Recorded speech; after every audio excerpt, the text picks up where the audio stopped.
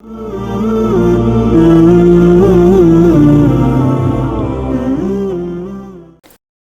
Genesis 17, verses 7 to 8, we find that God said to Abraham, I will establish my covenant for an everlasting covenant between me and you and your descendants after you, for generations to come, to be your God and the God of your descendants after you. All the land of the Canaan, where you now live as a stranger, I will give it to you and to your descendants after you, for an everlasting possession, and I will be their God. A racist God choose from among all the nations only the nation of the Israel to give them the land of the Canaan and to rule the world. Let us see how the writers of the Holy Book wanted to enslave the Canaanites and seize their land from an ideological and religious perspective. We read in the book of Genesis that Noah became a farmer, planted a vineyard, and made wine. And when he drank of the wine, he became drunk, and lay naked in his tent. Ham, the father of the Canaan, saw his father naked, and told his two brothers outside. When Noah awoke from his wine, he said, Blessed be the Lord, the God of Shem, and let Canaan be their servant. From this we understand that the Lord is the Lord of Shem alone, and not the Lord of Ham, the father of the Canaanites. And thus the Lord punished Canaan, a sin committed by his grandfather Noah when he became drunk, laid naked in his tent, and made Canaan a slave to Shem. Greetings to all of you, wherever you are, in this topic in which I will once again address the contrived conflict on the land of Palestine. After the whole world has been watching in silence and shame the massacres and killings of unarmed civilians, since this fictitious entity that always carries in its mind those colonial tendencies and extremist Zionist terrorist thought. In this topic, I will try hard to talk about the Zionist background through what is mentioned in their holy books, and show that religious and ethnic orientations dominate their thinking. As I said, all the evidence is derived from their holy book, and I will not cite any text outside this book. The Old Testament tells the story of a people called Israel and a God who chose one people from among the nations and called them his chosen people. The people to whom this God promised to give a land and rule over all the peoples of the earth. The story begins with a prophet called Abraham or Abraham, to whom God promised to bless his descendants, and to give him and his descendants all the land that he would trade on with his feet, as well as his descendants. The story begins in the book of Genesis, when this prophet migrated from his land in Ur of Iraq to the land of the Canaanites in Palestine.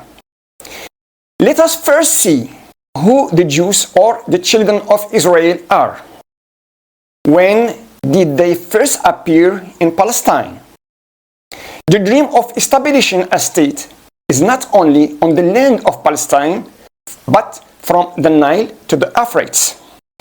First, Judaism is a religion, and anyone who embraces Judaism is called a Jew, not necessarily an Israelite. The children of Israel are descendants even if they follow another religion or sect. The children of Israel are the name given to all the sons of the prophet Jacob, the 12 tribes. All that concerns us now is the truth of the existence of these people and their origins, and the false information that it was told to us about them, being the owners of the land. And we will address this topic from their book. The story begins in the book of Genesis about a man named Abram or Abraham, as I said before. When he went with his father Terah from the land of Ur in Iraq to Haran. We find it in the book of Genesis. Terah took his son Abram and his grandson Lot and his daughter-in-law, Abram's wife, and brought them out of Ur of the Chaldeans to go to the land of Canaan. But when they arrived in Haran, they settled there. And we will find that the Lord appeared to Abram and commanded him to leave the land of Haran and head to the land of the Canaanites.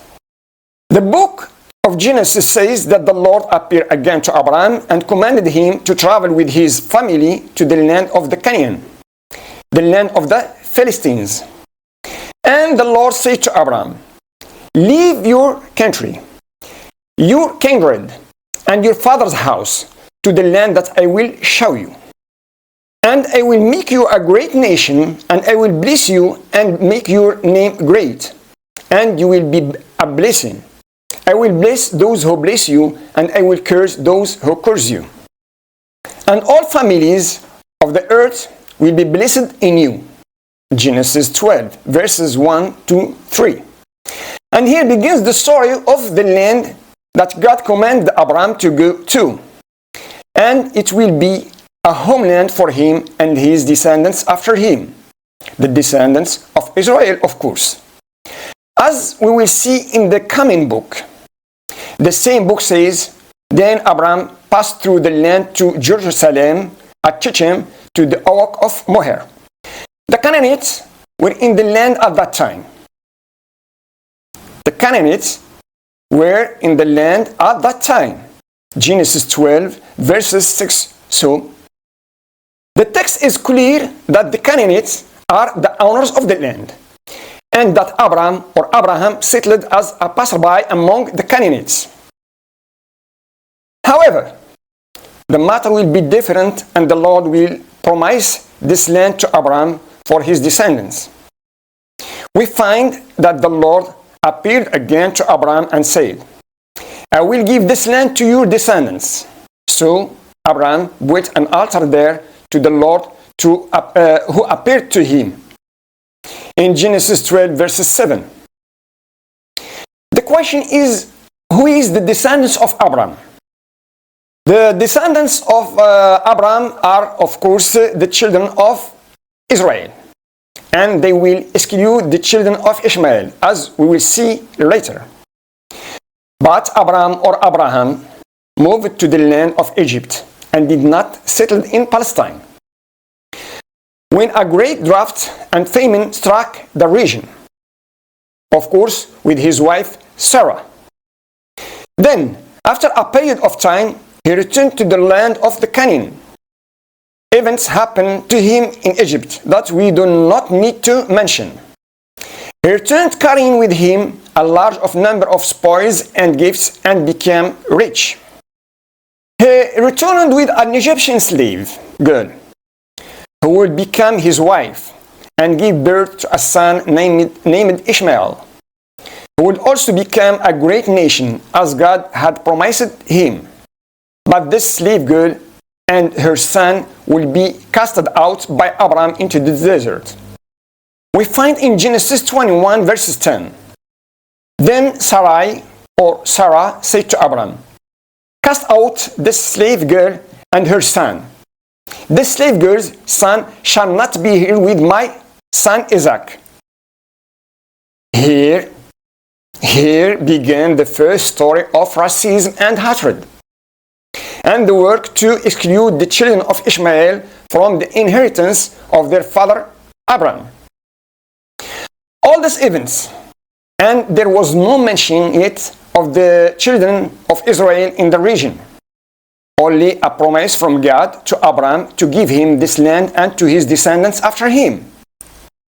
These descendants will come from Isaac, Abram's second son, whom Sarai would give birth to. Isaac will give birth to a son named Jacob, who will bear the name Israel, as stated in Genesis 32, verse 28. And the man said, "Your name shall not longer be called Jacob, but Israel, for you have striven with God and with men, and have prevailed.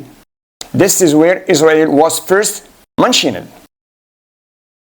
To summarize, Jacob will deceive his father Isaac and his older brother Esau with the participation of his mother, and receive the blessing and flee to Haran to his uncle. He will marry 4 women. He will give birth to 12 sons and a daughter, from whom came the 12 tribes, and bore the name of the children of Israel. Then, by the command of the Lord, he will return to the land of the Canaanites, to Palestine.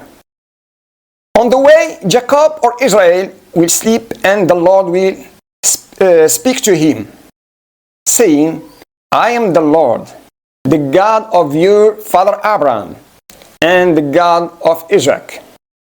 I will give to you and to your descendants the land on which you lie. And your descendants shall be like the dust of the earth, and you shall spread abroad to the west, and to the east, and to the north, and to the south. And in you and your descendants shall all the families of the earth be blessed. And I will be with you, and will guard you wherever you go. And I will bring you back to this land.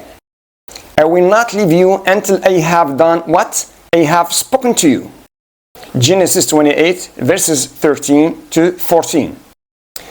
As you can see, a racist God chooses one people and favors them over all the other nations.